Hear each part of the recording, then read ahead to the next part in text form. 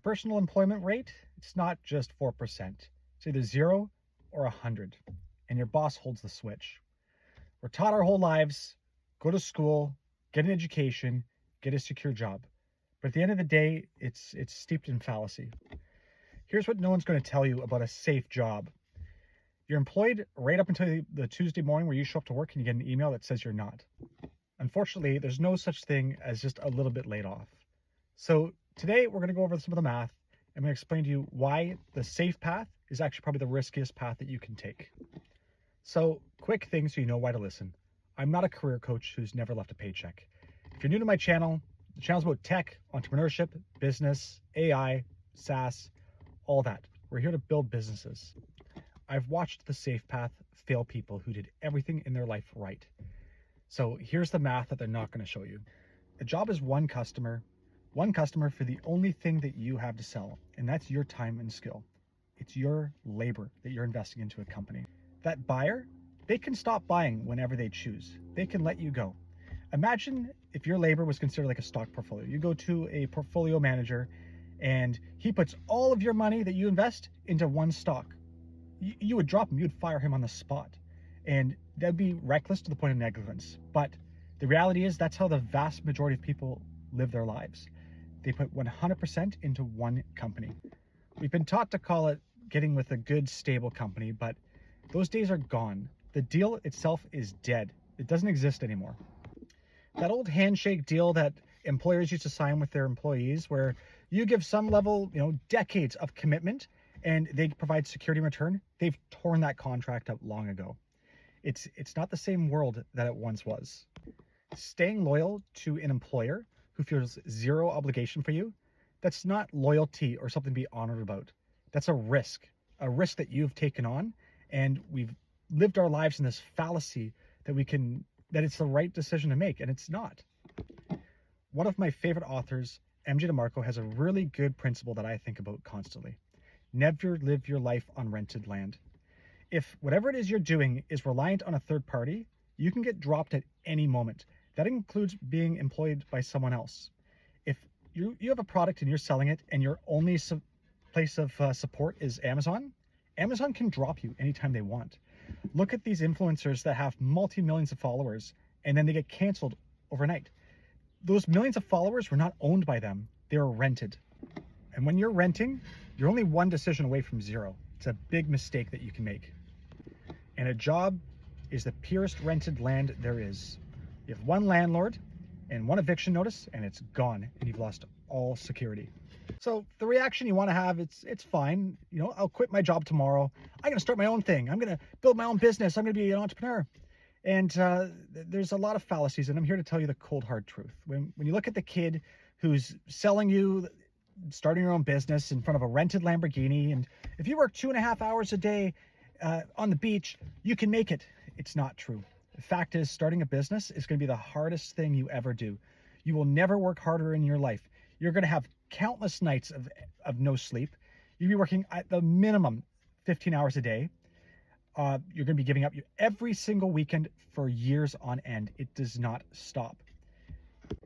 You're going to lose friendships, relationships. You're going to get disconnected with people, and it's a lonely path. But reality is, the guys that are selling you the work 2 hours a day and become a millionaire, they're not getting rich off the stuff that they preach. They're getting rich off the course that they're trying to sell you. So most people, they follow down one of these two paths where they either take the slow, quiet death, where they chisel away their labor and work hard, and it's high risk.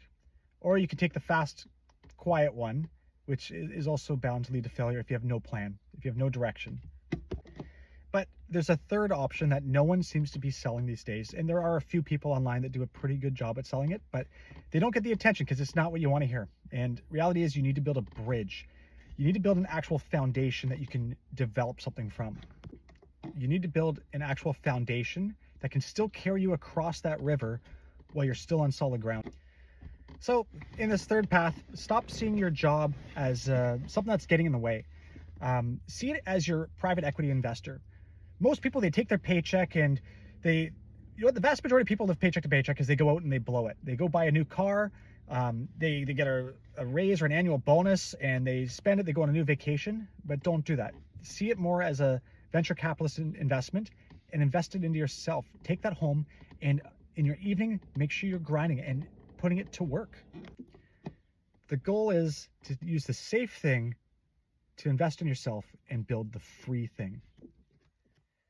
So rule 1 is the least exciting, but it's the most important.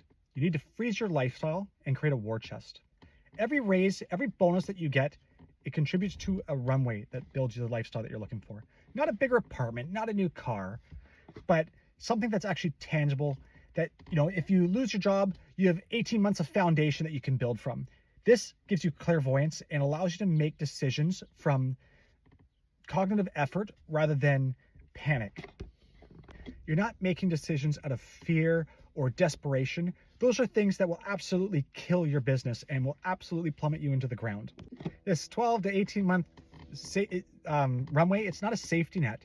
This is a launch pad, and it's going to bring you to new horizons.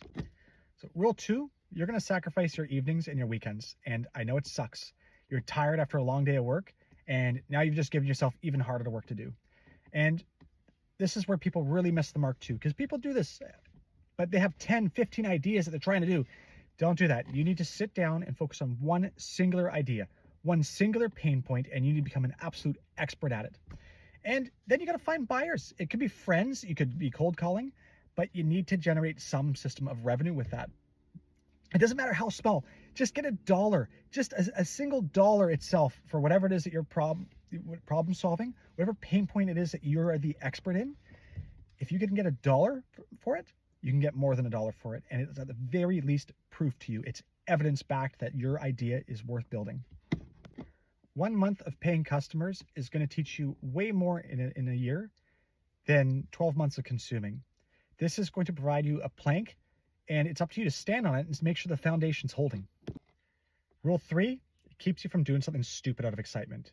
You only walk across when the far side already holds your weight. Not when you're inspired, but when the side thing has consistently covered your bare bones expenses long enough that it's clearly not a fluke, that you've proven yourself that this works. This concept from Nassim Taleb, it's called the barbell. Keep your money on 2 extremes. Maximum safety on one end, asymmetric upside on the other, and avoid that fragile middle ground, because that's going to cater you. Your job and runway are the safe end. Your scalable side of the project is your upside. Quitting to go all in on something unproven with debt is the fragile middle, and you need to skip it until something proves itself. I want to do a little exercise with you. Picture someone with a completely normal job, not someone special, not your rich uncle, but just the average day person. And they get home from work, they've worked a long day, and instead of sitting in bed doom scrolling all night, they pick one specific problem and they understand it inside and out. They quietly solve this problem to the point where they're an expert. And at first they're not an expert, but their knowledge, it starts to grow. And they solve it for small businesses on the side. They're charging a lot less than an agency would, but they do a really good job at this. They're outperforming everyone because they've become this expert into it, and they've become intimate with this problem. Year 1, it's probably ugly for them. It's a grind. You just worked a 10, 12-hour shift, and you want to go home and relax because you're exhausted. But instead, you put in the work, you put in that extra 4 hours, 5 hours a night, and then your weekends, you give up. And it's a lot. They've frozen their lifestyle. Every dollar goes towards contributing to this runway. But this side thing that they're working on, over time, it starts to slowly get better. They've made many mistakes over this process, but they're getting actual feedback from their customers that are using it. By the time it reliably covers their expenses and the company that they're working for announces a restructuring, big surprise, they don't panic now. They take the severance, they stack it onto their runway, and they walk across that bridge that they've spent the last 2 years building. Calmly, from total power, they have full control over their own lives. The difference isn't luck here. It's that they have leverage. Here's the thing. Along that way, there's something that's going to try and make you quit that you're not going to predict. It's not that it's too hard to do. It's that you're not seeing results. It's no different than people that go to the gym. You're trying to lose 20, 30, 40 pounds, and you do the right thing, and you change your diet. You look at the scale's not moving. And you decide, you know what? It's not working for me. I'm putting all this effort, and it's going nowhere, so you quit. Well, the reality is, another couple weeks, maybe 2-3 weeks from now, if you kept at it, you would have started to see the scale move. And when it moves quick. So What can you do? Well, you stop measuring the thing that lags. Measure what you can control. Did the reps work this week? Did you reach out to anyone? Did you ship anything? Trust these mechanisms and let the results catch up. There's a lag, but they rarely don't come. There's an even harder part that comes along in this journey, and it's not the financial side, it's the social.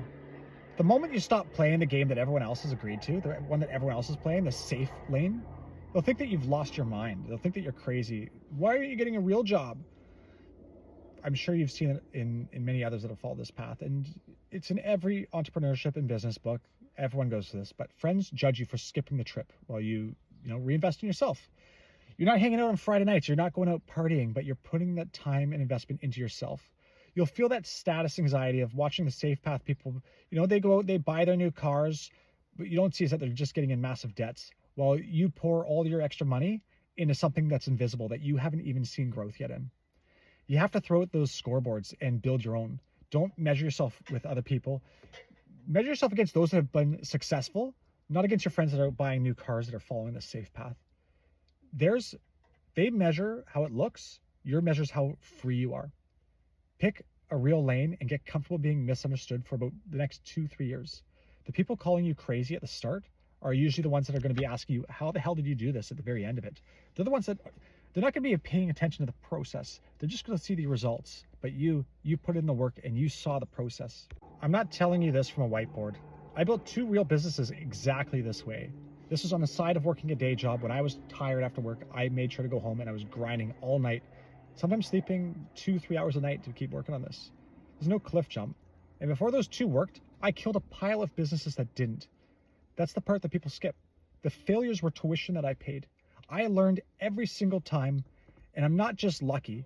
I built my own luck by learning from every single one of those. I built my own luck by starting a new idea and not giving up. I just kept laying planks long after the people who quit, they told themselves it couldn't be done.